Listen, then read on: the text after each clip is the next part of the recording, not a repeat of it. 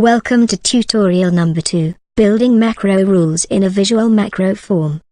If you have not yet worked through tutorial number 1, then please go back to tutorial number 1, and design a form before commencing with this tutorial. If you are not already in the macros layout, just select the macros layout button in the ribbon. Now you should be able to see your macros library.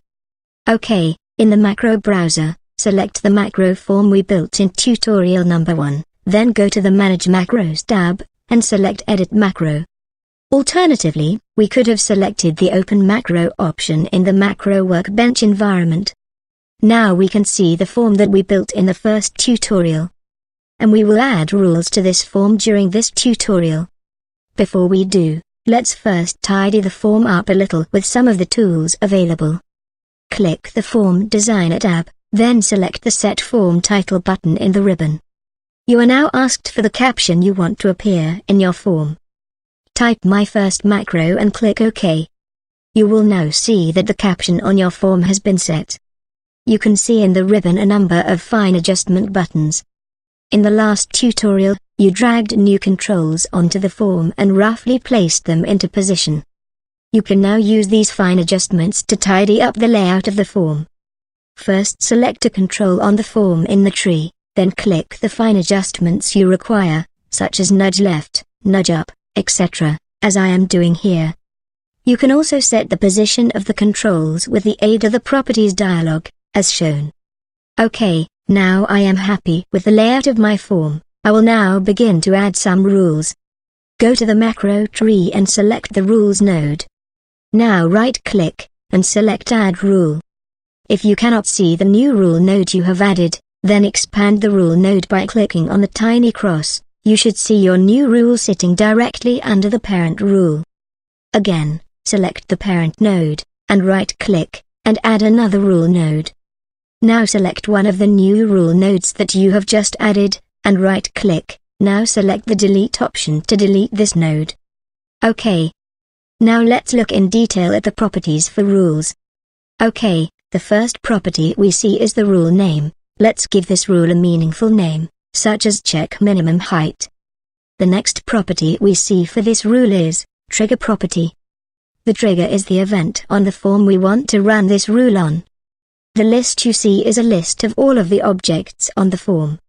As I am going to be checking the minimum height in this rule, I want to run the rule when the user has answered the height question. So select height as the trigger to fire this rule. The next properties for this rule are the conditional properties. These are the properties that define what the actual rule is. For this rule, I am going to say that the minimum height for this macro is 500 mm. Firstly, select the form object, height from the list of form objects in the input control property. That is, for this rule we want to look at the value of the height question. Do not confuse trigger with input control. For example, we may have wanted the trigger to be on the clicking of the OK button. Triggers are what fire the rule, and the input control is the actual control on the form we want to look at the value the user has inputted. In our case, the trigger and the input control will be the same. Select height as the input control. Now select less than from the conditional property. Then type in 500 into the input value parameter. To summarize, we have set this rule to fire when the user has answered the height question. If the user has entered a height value less than 500, then this rule has had a true outcome. The next two property categories are the alerts and the actions. These two sets of properties are the instructions for the rule if the rule has a true outcome. Upon a true outcome, if we wish to display a message to the user, we enter the required message into the alert message property. If we don't wish to display an alert, then we simply leave this property blank. Let's now add a message that will be shown to the user upon a true outcome. Place the cursor in the alert message property field, and now click on the button to show the alert string editor. Now type the following message into the editor.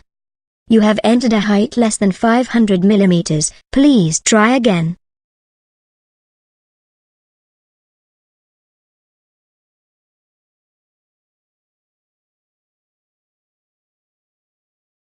Now click OK on the alert editor.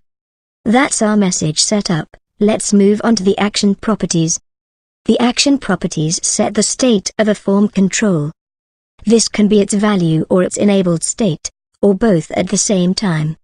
In our case, if the user has entered less than 500 mm into the height control, we want to reset the control back to a blank value, so select the height control from the list in the action control property.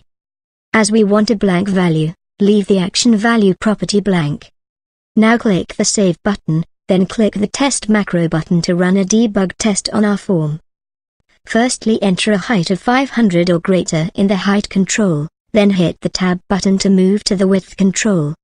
We can see the rule has been triggered in the debug window. It has a red dot, which means the rule had a false outcome. Now enter a value less than 500 mm in the height control and move on to the width question. If you have set the rule correctly, you should be presented with your rule alert message. And you will see that the height control has been set back to a blank value. Notice your rule now has a green dot in the debug form, meaning the rule has had a true outcome. Now select the parent rule node in the macro tree, right-click, and add another rule. Select the new rule node in the tree to activate its properties, and change the rule name property to check maximum height. Repeat the conditional alert and action tasks. This time, we will set the rule for if the user enters a height greater than 1500 mm.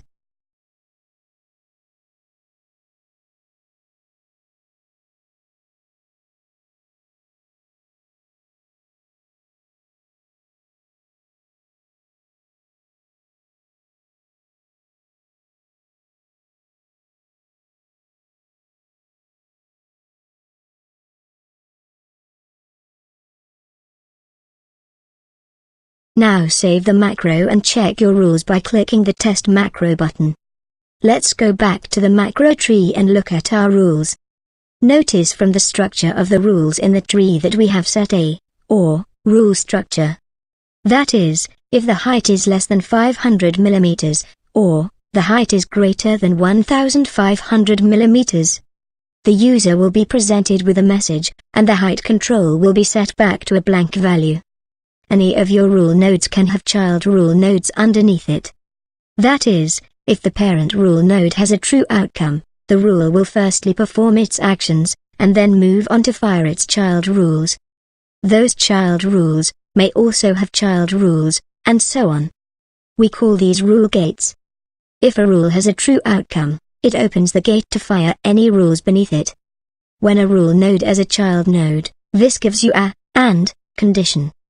This type of logic is called and, or, logic.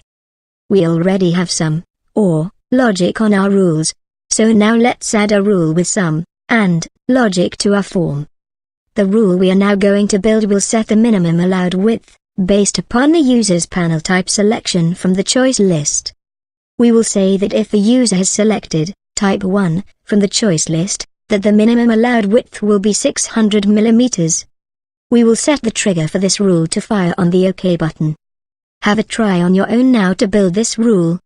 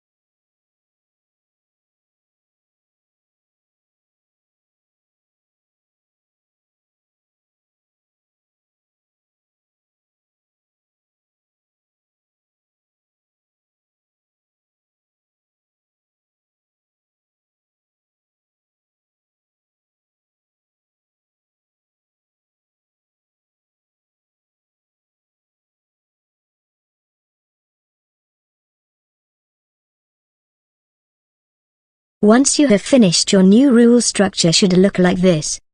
Finally, save the macro and test the rules in the debug mode.